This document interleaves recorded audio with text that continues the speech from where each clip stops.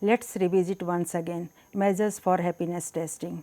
To some extent you know various ways to measure happiness. I think simplest example is psychological testing, and I have borrowed this test once again just to show how do we measure someone's happiness by using psychological testing. When we talk about a psychological test, actually these are standardized tools, and developing psychological tests itself a scientific method in which we use rigorous statistical technique, which I discussed in the class number 3 or chapter number 3. So, when we say psychological test, there are various psychological tests based on various theories. Now, you know all those theories, as well as we can identify some of these psychological tests like multidimensional positive psychological well-being scales, scales for psychological well-being. So, all these scales are based on a particular theory, and then they define what are the operational definitions which they have taken in this psychological test, and then they decide factors under this psychological test.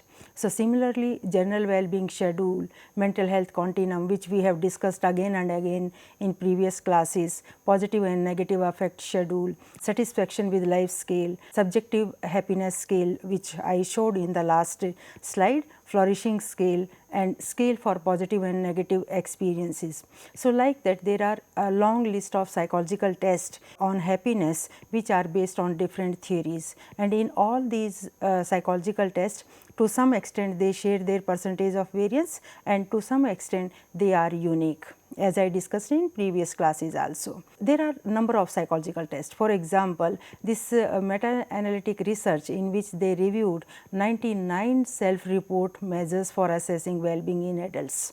So, Linton et al. In 2006, they reviewed the literature and they set 99 measures or psychological test of well-being, and they identified these psychological tests covered 196 dimensions of well-being, and main dimensions were mental well-being, social well-being, physical well-being, spiritual well-being, activities and functioning, and personal circumstances. So, like that I think now you are well equipped with this idea is that there are number of psychological tests to measure happiness or well-being or mental health. So, broadly psychological testing you know, in some cases along with the psychological testing which I discussed in one of my research only, we get some more ideas, and in which we ask please give us the reason why you chose the response. So, when you are giving these reasons, then you are giving specific responses. So, then we can identify some specific culture oriented responses, gender oriented responses, age oriented responses, and broader view we get in such kind of studies, because in psychological testing one limitation is we provide you or provide participants forced choice responses. So, strongly for example, strongly disagree to strongly agree. So, in this case we do not ask what are the reasons behind these questions. So, if we have some ways to get even reasons behind that, then we will be getting enriched data, and with this data we can get more insight on the responses. So, then that is mixed methodology in which we are getting quantitative from such kind of responses and qualitative from such kind of responses, and we support our results quantitative with qualitative approach. In some cases, we just focus on qualitative data collection techniques. There could be various techniques like free association method. In one of the research, if you could recall, that was used. Sometime we use interview methods, and semi-structured interview method or open-ended questions we ask to explore happiness and its related factors. Sometimes focus group discussions could be used for getting qualitative data, and maybe in some cases day reconstruction method. In day reconstruction method you are recalling your all the day activities, and when you are recalling all those activities, then a researcher trying to find out when you were happy, when you were not happy, when you were satisfied, when you were upset. So, like that then they during this reconstruction of your day, they are identifying your frequency of your responses, and in some cases even case study can be used. So, like that we have pure quantitative techniques, pure qualitative techniques, and in some cases we may use in between, say mixed methodology. So, this way we can divide it in three categories. One, in which we have forced choice questions and quantitative data collection is our objective. Second one is we are getting some broad responses or responses in terms of sentences. In some cases our objective is to collect qualitative data only. So, broadly we can divide them in three categories: only quantitative data, only qualitative data, or mixture of both. So, then once we have these kind of psychological tests which are well standardized, then we try to understand how happiness is spreaded in particular culture. For example, there are some responses here. Myers in 2000 reported that about 60% of Americans described themselves as pretty happy and 30% said they were very happy.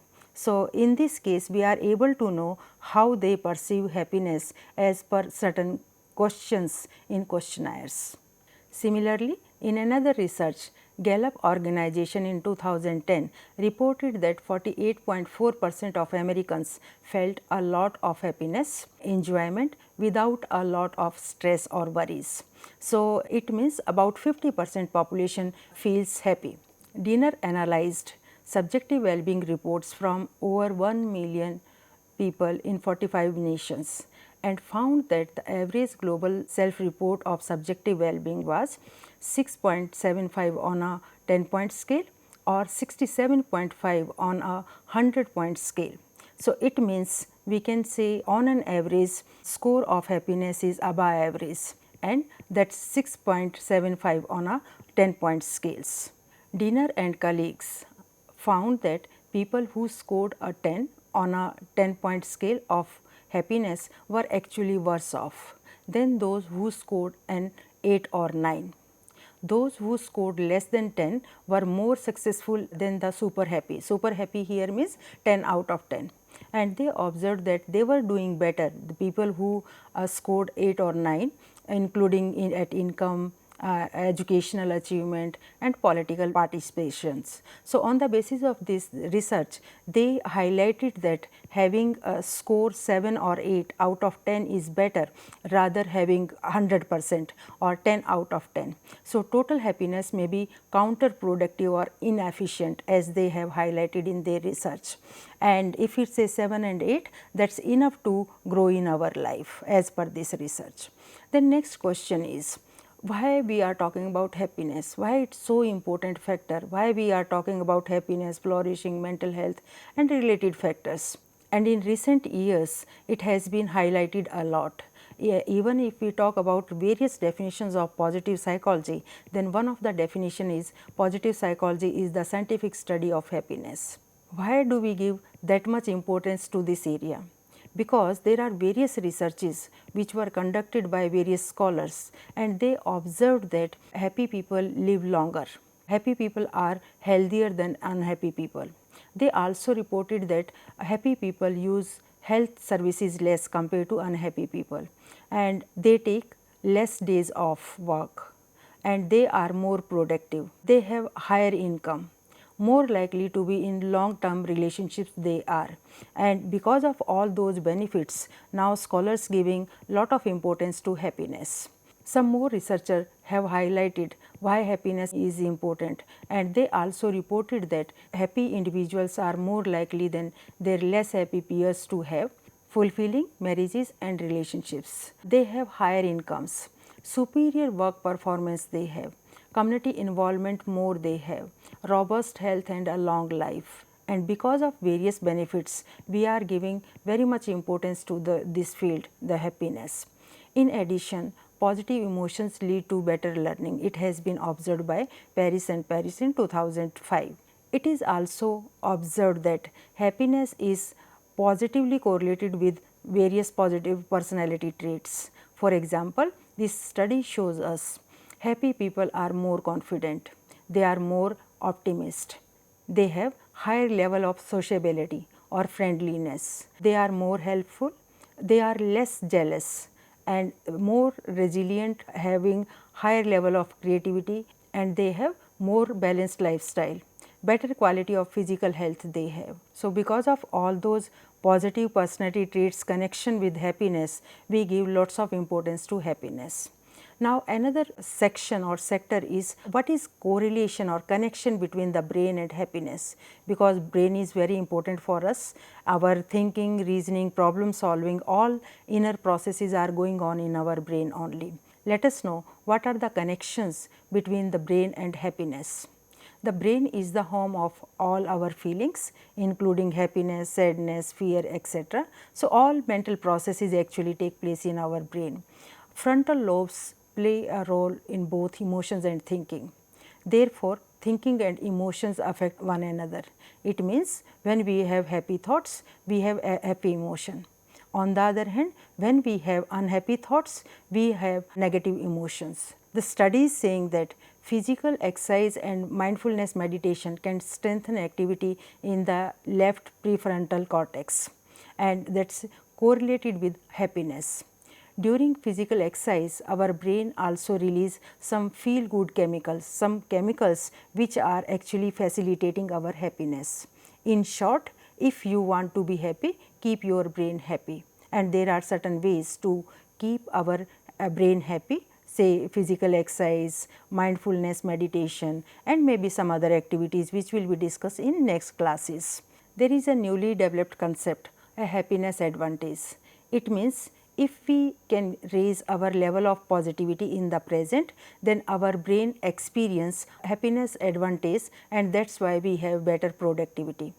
Our brain at positive is 31% more productive than at negative, neutral, or when it is stressed. If we can find a way of becoming positive in the present, then our brain will work more successfully, because a happier brain works harder, faster, and more intelligently. A happiness advantage means when our brain is happy, we are able to do harder, faster, and more intelligently work. Dopamine floods into our system when we are positive, and it makes us happier.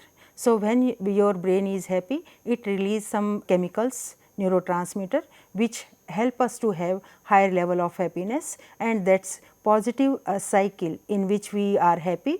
That is why we are generating some happy chemicals in our brain, and it is increasing our happiness level. Professor Sean Anker, he gave this formula of happiness advantage. He said 10% of our happiness is due to external world. On the other hand, 90% the way our brain process the world. So, if we change the way our brain sees the world, then we change our formula for happiness and success. He also observed that there is 25% job successes are predicted by IQ.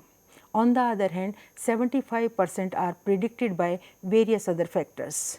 Those factors are optimism level, social support, your ability to see stress as a challenge instead of as a threat, and there are various other factors which are contributing in this 75%, like emotional intelligence. In emotions chapter we will discuss about it. So, when we talk about general formula for happiness, our traditional style is success lead to happiness.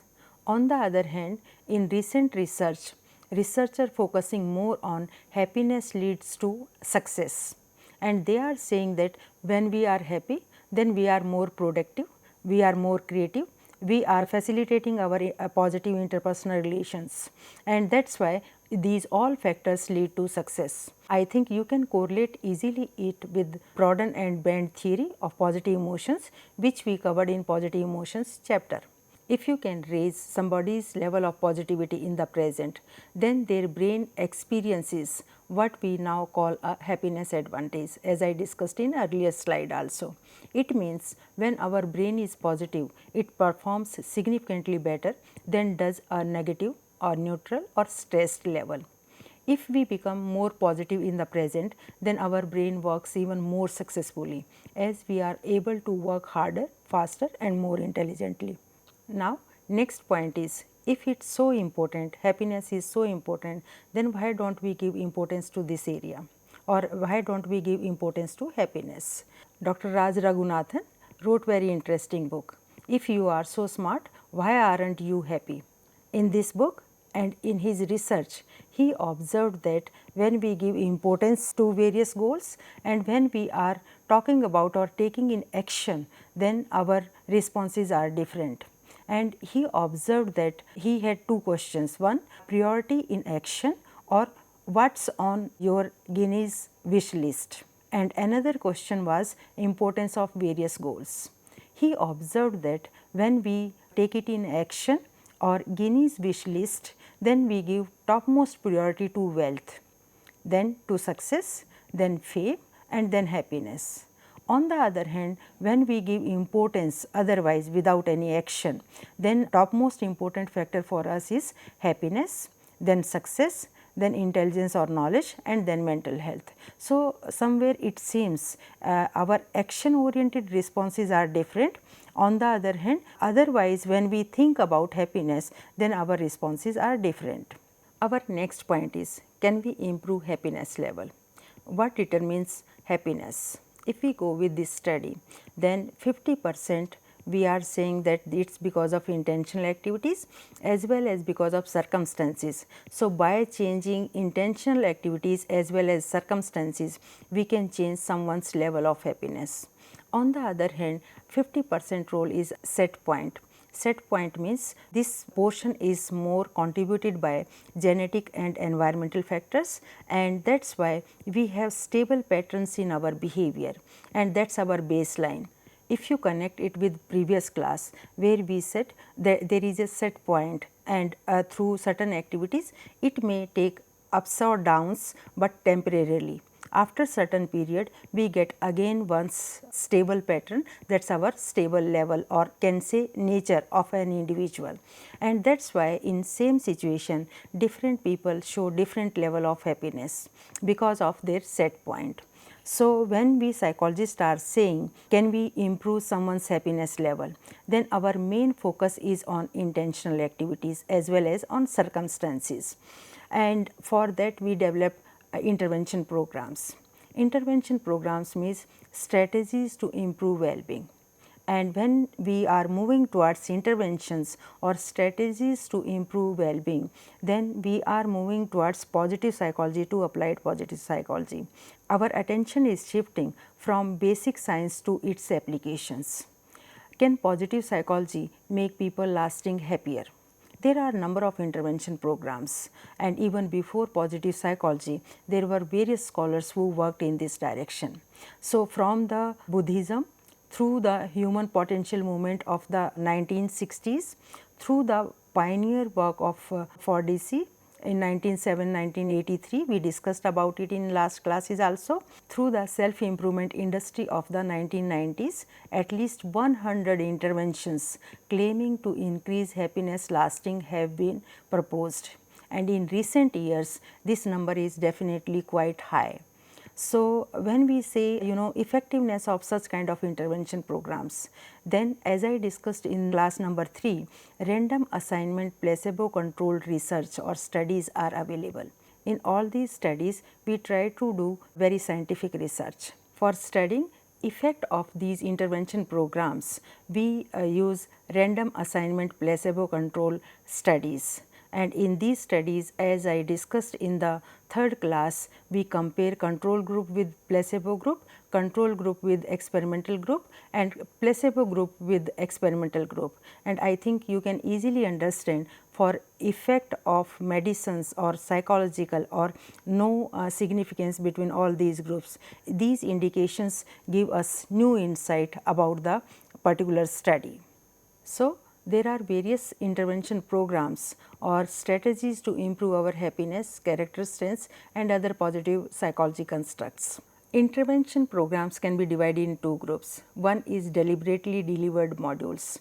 In deliberately delivered modules, we have group of some modules and we display those modules during intervention program, and through pre and post testing we study effectiveness of this program. Such kind of modules will be discussed in next slides. On the other hand, to identify existing socio-cultural factors or maybe religious spiritual practices which facilitate our well-being and then reinforce them through intervention programs. So, for example, in such kind of programs we can identify some religious spiritual practices, and by doing pre and post testing we can study how effective these are. So, these are two ways to have effectiveness of certain programs. First, let us know what are those strategies which have identified by positive psychologists as well-being enhancing strategies. So, these are deliberately delivered strategies or intervention programs. Second is existing practices in religion, spirituality or in local communities. Let us take example of both. So, there are some strategies which are highlighted as well as tested by positive psychologists, and they are saying that these strategies actually work in various situations, and now these are well identified strategies. They are saying that doing acts of kindness, if you have such kind of activity in some of the sessions, then definitely you may have change on certain well-being indicators. Second one is writing about positive experiences, practicing gratitude by counting one's blessings. So, they ask them to count your blessing during such kind of sessions. Hopeful goal directing thinking, solution focused coaching. So, you are learning some solution focused coaching during this process. Savoring or enjoying the moment, writing about best possible selves. So, they ask write about your best possible self, in which mode you think you will be best. So, let us know a little bit more about deliberately delivered strategies. Those are intervention programs as well existing practices in religion, spirituality or in local communities. When I talk about these strategies, then some of these highlighted strategies have been borrowed from well established intervention programs like doing act of kindness. So, during sessions they provide certain settings where you have to do certain acts for kindness. Writing about positive experiences. So, they ask to write about some positive experiences. Practicing gratitude by counting one's blessings. So, you just count your blessings during the sessions. Hopeful goal directed thinking, solution focused coaching they provide during the sessions, savoring enjoying the moment, writing about best possible selves. So, these kind of sessions are provided by the experimenters, and after the sessions and before the sessions they do testing on well-being indicators, and then they say on the basis of comparison of pre and post testing they just study effectiveness of these programs. On the other hand, in existing practices, we can identify some local practices. For example, in one of our research, we identified that how satsang means singing folk songs in a group, is contributing to our well-being. Like that, there could be various religious spiritual practices. We can think about celebrating festivals or community functions and what kind of impact they have on our well-being.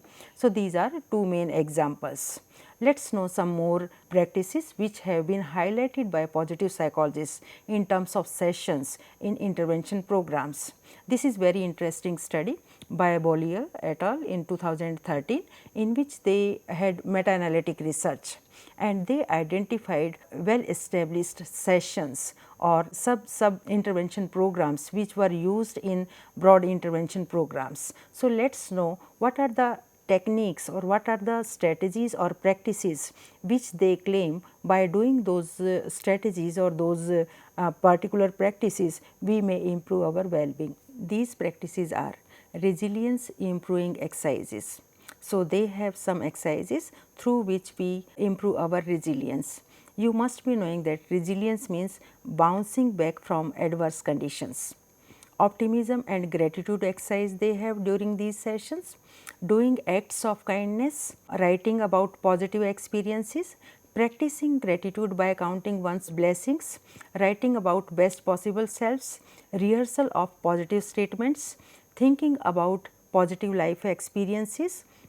They also highlighted on hopeful goal directing thinking, self-management oriented activities they have during these sessions, positive bibliography or the use of selecting reading materials as therapeutic messages. So, something where you have therapeutic messages. Cultivate secret moments, solution focused coaching, life coaching and attainment of goals, use your strengths in a new way and use your strengths also.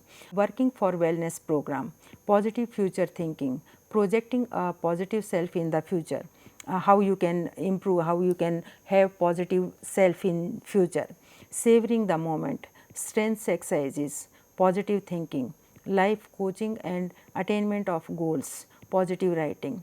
So, like that they have number of sessions which have been well established now in various intervention programs. So, once you decide a particular program as per age, as per gender, as per locality, as per nature of participants, you may borrow some of these sessions or strategies, and then you can make your tailor made program.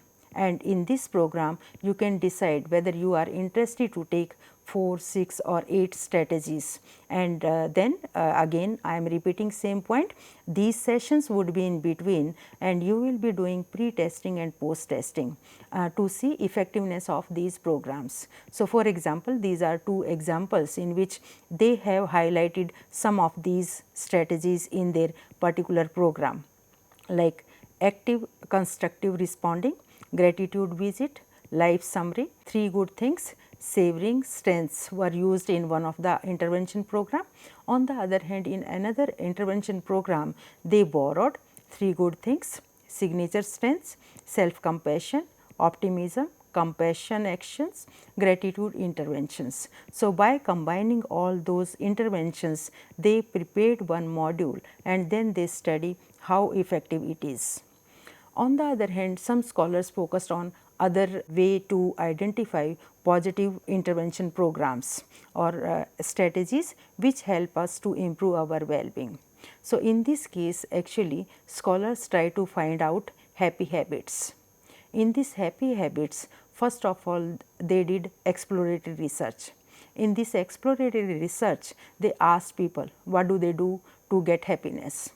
Then they made a checklist and they provide this checklist in another research, and they identified how it is rated by people to get happy habits.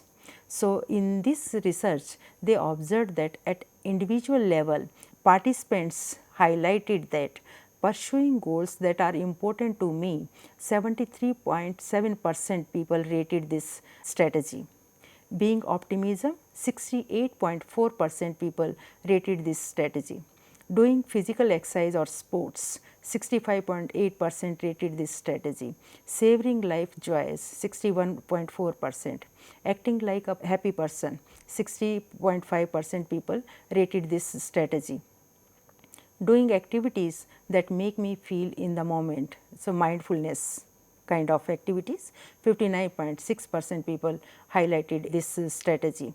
Practicing religion or spirituality, 41.2%. Using strategies that help me cope and stress or adversity, 40.4% people rated this happy habit. Then avoiding overthinking and comparing myself to others, 37.7% people rated this is important and they use this strategy in terms of happy habits. Practicing meditation, 20.2% people highlighted it. Happiness habit while dealing with others, then they highlighted that practicing acts of kindness towards others, 77.2% people highlighted it. Expressing gratitude, 68.4%. Nurturing my social relationships, 62.3%, and forgive others, 58.8% people highlighted in terms of happy habits. So, these are some other strategies. We can say these strategies are like lay strategies. What kind of strategies people use when they want to get happiness, and these lay strategies are from the people which kind of strategies using, and we just compile all of them and then we prepare a list of happy habits. So, there are various platforms to deliver intervention programs. For example, you could find number of programs available on online intervention programs we have in classroom settings, school settings. From school settings, number of programs nowadays we have, like even in India, happiness curriculum in Delhi schools. Organization settings, there could be some programs for this setting. In clinical settings, even clinical psychologists using positive psychological strategies or intervention programs. community or social settings they have. Religious spiritual settings can be highlighted in such kind of programs. For example, in religion and spirituality, already they have a number of programs, say 3 days program, 5 days program, 7 days program, and in all these programs if we just highlight how these are helping to have better well-being or better state of mind. So, in all these settings we positive psychologists just observe the things, and by doing pre and post testing we can highlight how certain programs which are proposed by some particular religious or spiritual groups, how these are effective. And nowadays there are various applications even in mobile. So, there are various platforms on internet, on classroom, in organizations, in communities, social settings, where positive psychologists are delivering certain programs and then highlighting effectiveness of those programs. Second group is to identify existing socio-cultural factors or religious practices which facilitate our well-being and then reinforce them as per our research findings.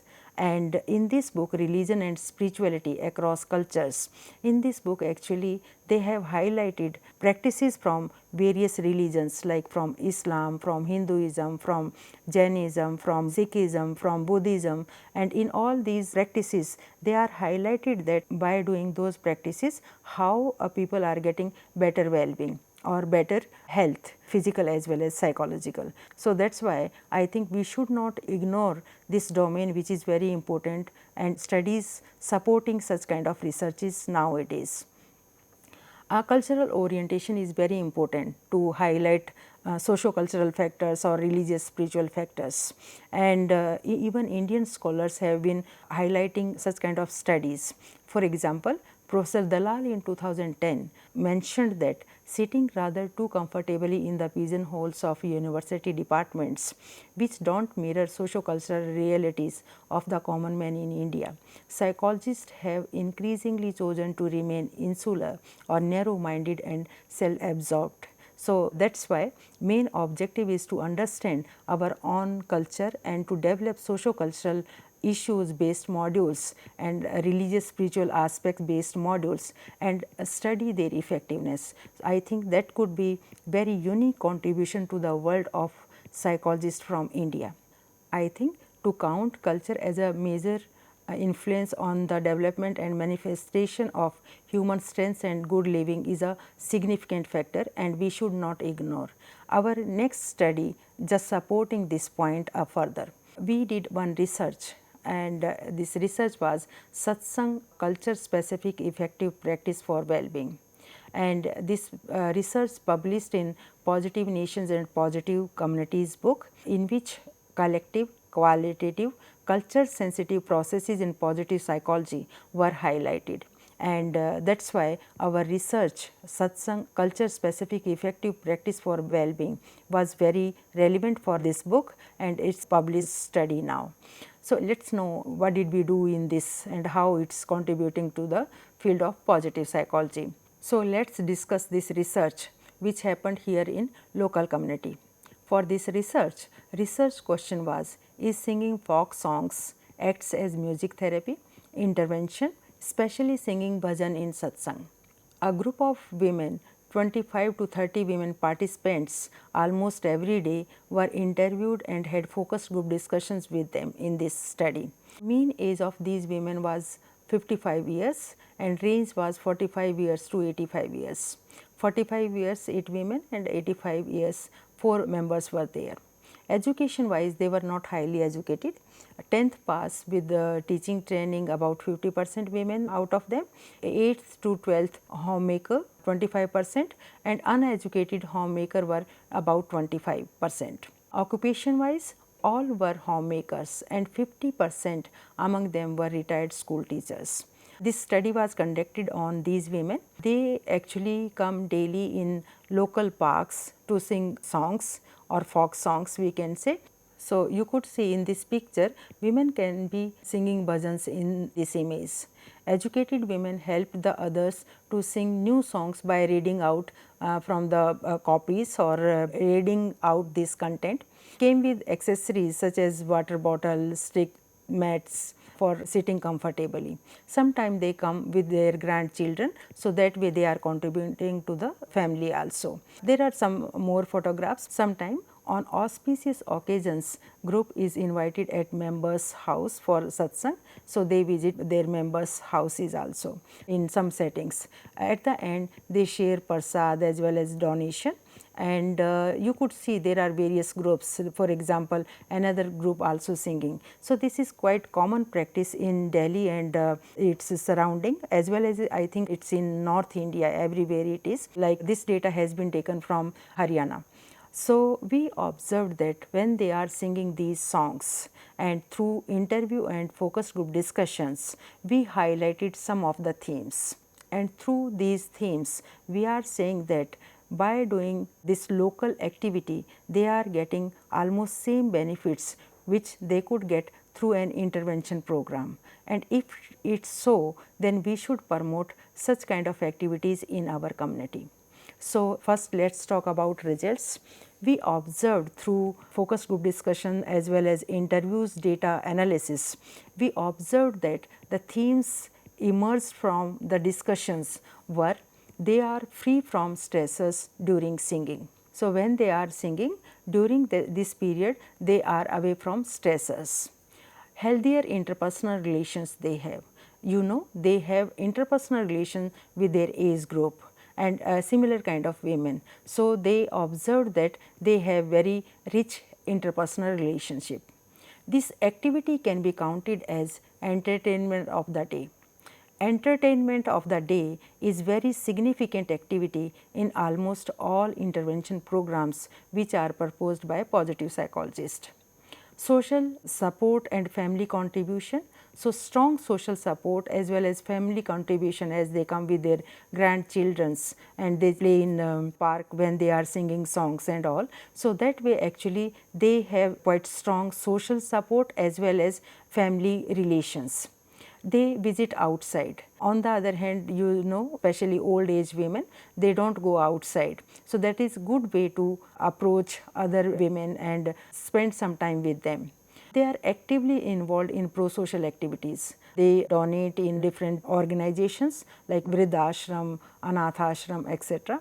So now research is showing that pro-social activities as well as spending money on others or donations, these activities contribute positively to our well-being. And in this age, singing folk songs or bhajans, that's purpose of life, because this is very relevant religious activity in this locality. Sharing with same age group they have. So during this period they are dealing with their own age group. So similar kind of motives, similar kind of talks they may have. So all these factors or themes which emerged through interviews as well as focus group discussions highlighted here that they are actually contributing to their well-being.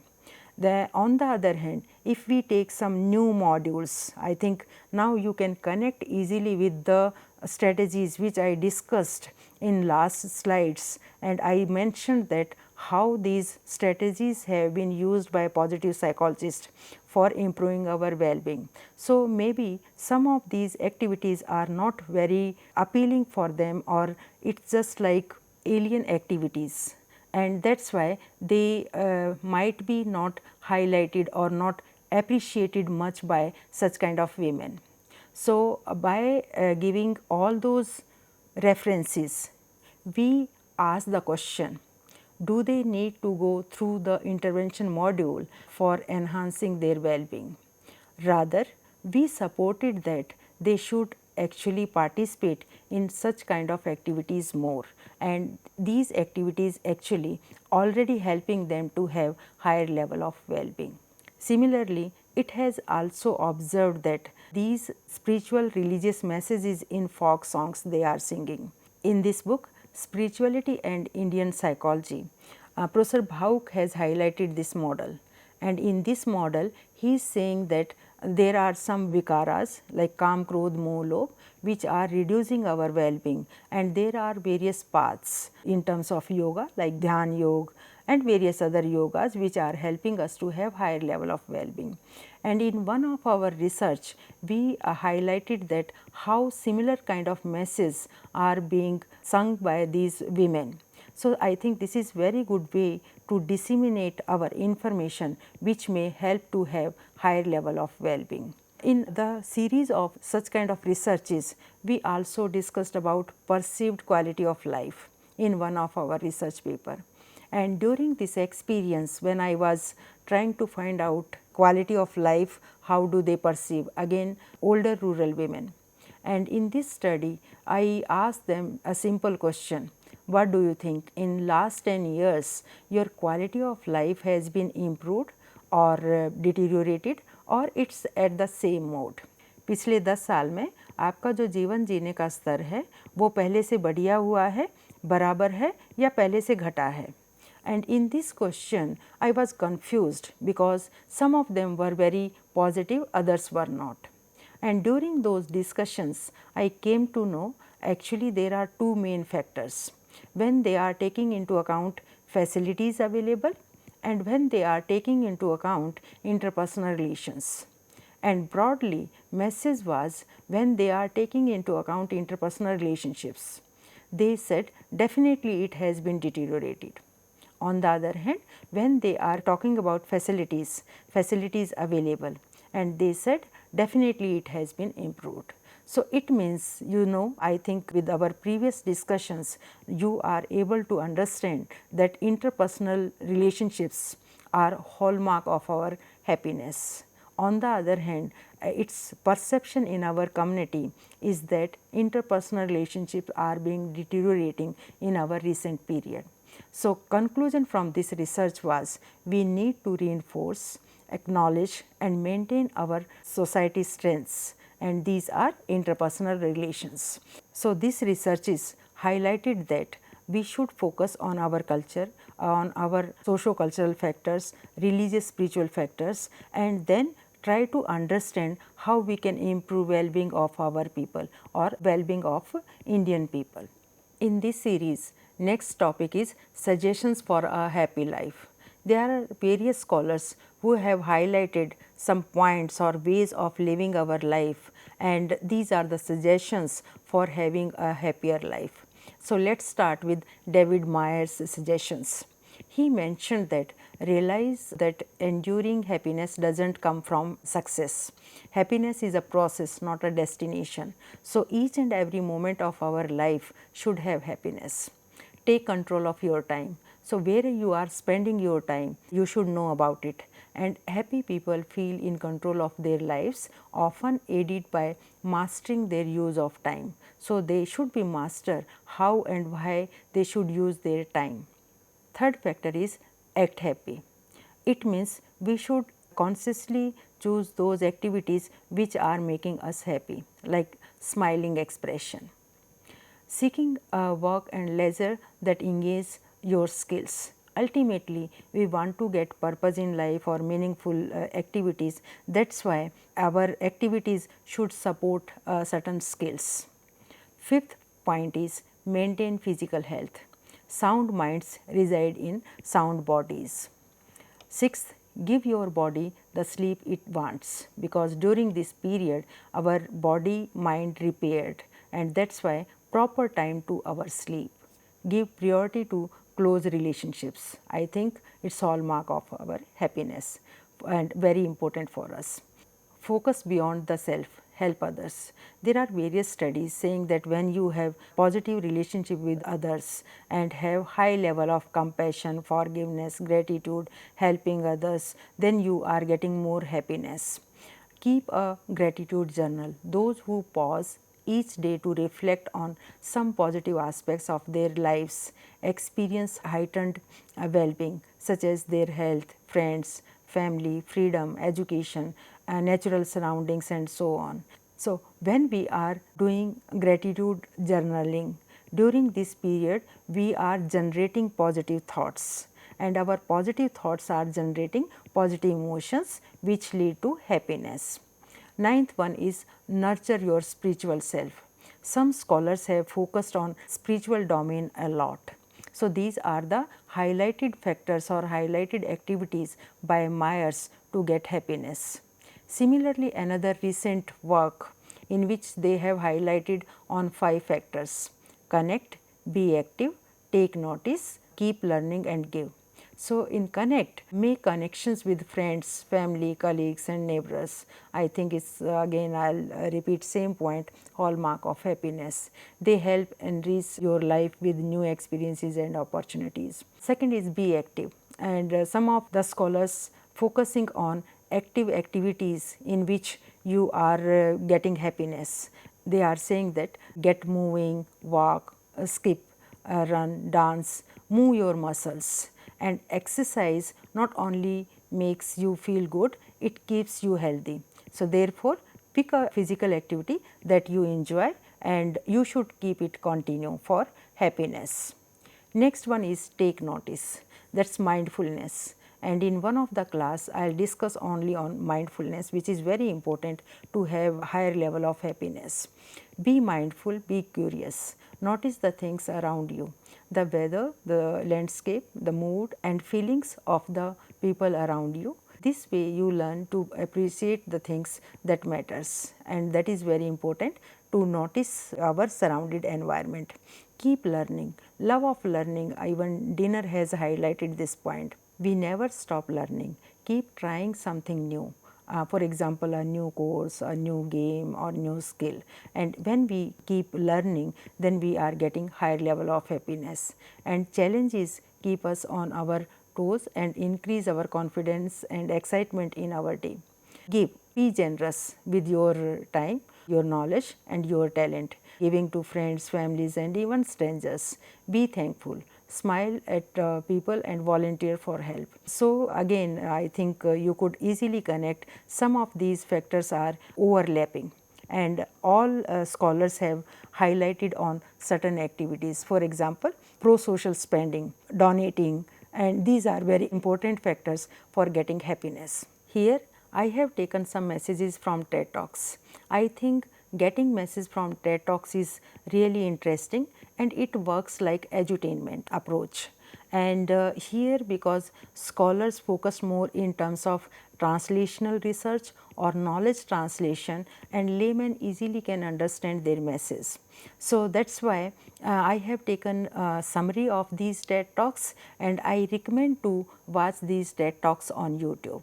So, let us take in this series first message. First message is by Ed Diener in terms of recipe for happiness. He has focused on positive social relationships, positive mental attitude. He also mentioned that money is not everything. It is not that money does not count, but money has to have the right place. It should not be highlighted more than our social relations, as he has mentioned that if we sacrifice our social relationships for earning more money, we are unlikely to derive happiness from it. So, after certain period, social relations are more important than money. Strive for personally meaningful goals. We should have some personal meaningful goals in our life. Happiness is important not just because it feels good, but it makes the individual's functions better, as previous scholars also mentioned on this point. In his next talk, he is talking about what you need to be happy. He again emphasized on social relationships, activity that you love in life and work. So, active leisure, learning new things highlighted by various scholars, having life goals that are bigger than oneself, creativity, religious spiritual activities, or this domain has been highlighted once again by Ed Diener in this talk.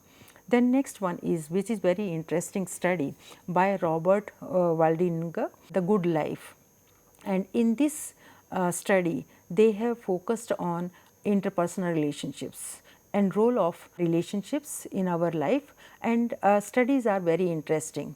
That is why I have selected among these TED Talks this talk. He has started his message with this study in which he is saying that there was a recent survey on millennials. You must be knowing that as per birth orders, now we have particular name of certain generations.